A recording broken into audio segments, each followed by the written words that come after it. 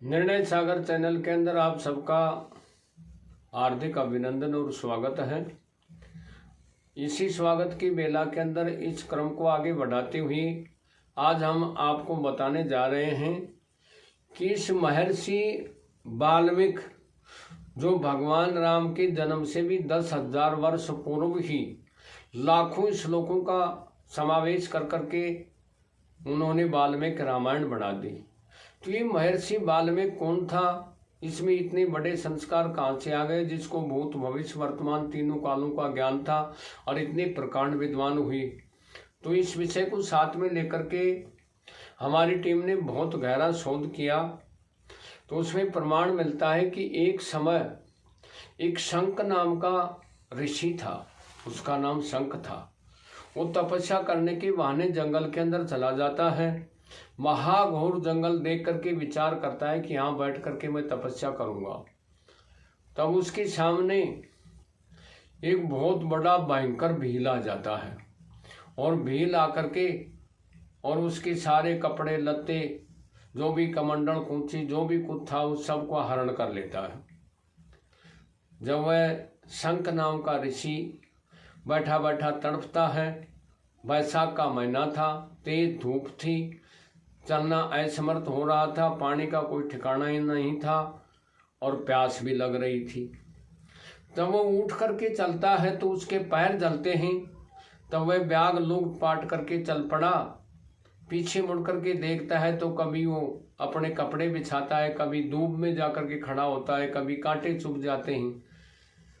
मुड़ करके देखता है, विचार करता है कि और धनमाल तो सब ले लिया, इसके जूते नहीं तो मेरे पैरों में आएंगे, क्योंकि मेरे पैर तो बहुत बड़े हैं, इसके छोटे छोटे पैर हैं, ये जूते मेरे कोई काम में नहीं आएंगे, इसलिए मैं ये जूते इसको वापस दे दूं। तो उसी समय ब्याग आकर के और उस शंख नाम के ऋषि को जूते वापस दे देता है और दे करके जूते और वहाँ बैठता है। बोलो, धन्य है, तुम्हारे पूर्व जन्मों के संस्कारों से मेरे को तेने ये तल ऋण प्रदान कर दी है। तल ऋण पर्याय शब्द है जूते का। तब उस ब्याग ने कहा कि मैंने पूर्व जन्म में ऐसा कौन सा कर्म किया था जिसके द्वारा मेरी बुद्धि स्थिर हो गई। तब शंख मुनि ने कहा कि कोई पानी के सरोवर के पास में चलो, वहां जल पीने के पश्चात छाया में बैठ करके मैं तेरे को पूर्व जन्म की कहानी सुनाऊंगा। तब वह ब्याग शंख मुनि के साथ में हो लेता है और एक सामने तालाब था, उसका देखा हुआ था। वो तो रोजाना जंगल के अंदर घूमता था। उस तालाब में जाकर के स्नान करता है, दोपहर का संध्या वंदन कर और जल पी करके एक बहुत सुंदर वृक्ष की छाया में बैठता है।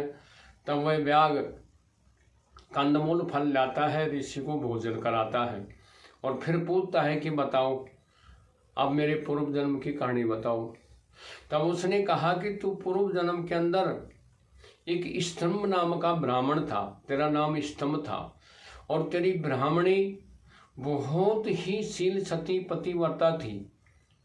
तब तू दुष्ट लोगों का संग्रह कर लिया और उस अपने पारिवारिक और जातिवाद जो जितने भी संस्कार थे उन सबको भूल करके एक वैश्या के चक्कर में आ गया। उस वैश्या को सारा धन लुटा दिया। लुटाने के उपरांत भी वह ब्राह्मणी आपकी जो भारिया थी वो तन मन धन से आपकी सेवा करती और सेवा करके उस वेश्या की भी सेवा करती। जब सारा धन तेरा लुट गया तो वेश्या छोड़ करके चली जाती है और तुम्हारे कुष्ठ इत्यादि रोग हो जाता है। रोगों का निवारण करने के लिए बहुत प्रकार के उपाय करती है, लेकिन रोग निवारण नहीं होता है। अपने पिता भाइयों से भी धन लाती है, आपको औषधि करती है, चारों तरफ सेवा करती है। जब बार बार सेवा करती है तो आपने कहा कि हे ब्राह्मणी, मैं तेरा ऋण कभी भी उऋणी नहीं हो सकता। तेने इतनी सेवा कर दी, मैंने तेरे को खूब फटकारा, क्रोध में आया, मारा, लेकिन फिर भी तेने सतीत्व धर्म को नहीं छोड़ा, इसलिए मैं तेरा आभारी हूँ। ऐसा विचार करके चलते चलते और उसी ब्राह्मण के घर, जो ब्राह्मण था जाति का स्तंभ नाम का, वहाँ पर देवल ऋषि आ जाते हैं। देवल ऋषि दोपहर का समय था, ज्येष्ठ आषाढ़ का महीना था। वो आकर के खड़े होते हैं। तब ब्राह्मणी कहती है कि महाराज आप कहो तो मैं ऋषि महात्मा की थोड़ी सेवा शुश्रूषा कर दूं। तो उसने कहा करो।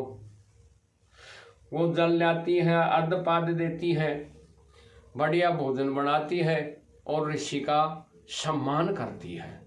जब ऋषि के कमंडल के अंदर जल था, बोलो इसके सिर के ऊपर छिड़क दो, ये ठीक हो जाएगा। जो ही वह स्पर्श हुआ, तेरे जल लगा और तू इस भौतिक शरीर को छोड़ दिया, तू खत्म हो गया। खत्म होने के पश्चात वो ब्राह्मणी अपने तन के कपड़े, अपनी चूड़ामणि, अपना बाजूबंद, अपना जेवर बेच करके चंदन की लकड़ियों में तेरा दाह संस्कार करती है और वह वैकुंठ को पधार जाती है। और तेरे अंदर वो संस्कार भी जो कहा कि तू रह जाती, क्योंकि तेरी हार्दिक इच्छा अंत समय के अंदर उस वेश्या से लगी हुई थी, इसलिए तू ब्याग बन गया। इसी कारण तू ब्याग बना है। तब उसने कहा कि महाराज मैं ब्याग तो बन गया, उसको थोड़ा ज्ञान हो जाता है। अब मेरे को ये बताओ कि इसके बाद मेरा अगला जन्म किस प्रकार से होगा, मैं क्या होऊंगा, कौन होऊंगा। तब महर्षि ने कहा कि हे ब्याग, अगले जन्म के अंदर मैं तेरे को खोल करके बताऊंगा, तू ध्यान लगा करके सुन। तब उसी समय वह महर्षि उस ब्याग को अगले जन्म की कथा सुनाना शुरू कर देता है कि अगले जन्म के अंदर तू फिर ब्याग बनेगा और ब्याग बन करके तू ऋषि महर्षियों को लूटना शुरू करेगा।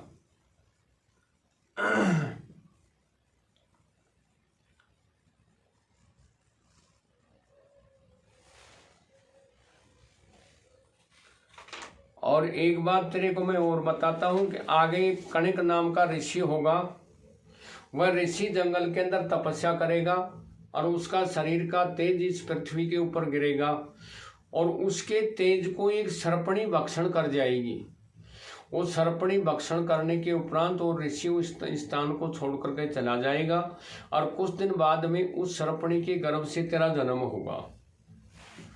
तो सर्पणी तो अन्यंत्र स्थान को चली जाएगी और वहां पर भील, ब्याग इत्यादि रहते हो, तेरा लालन पालन करेंगे और फिर तू उसी लाइन के अंदर लग जाएगा।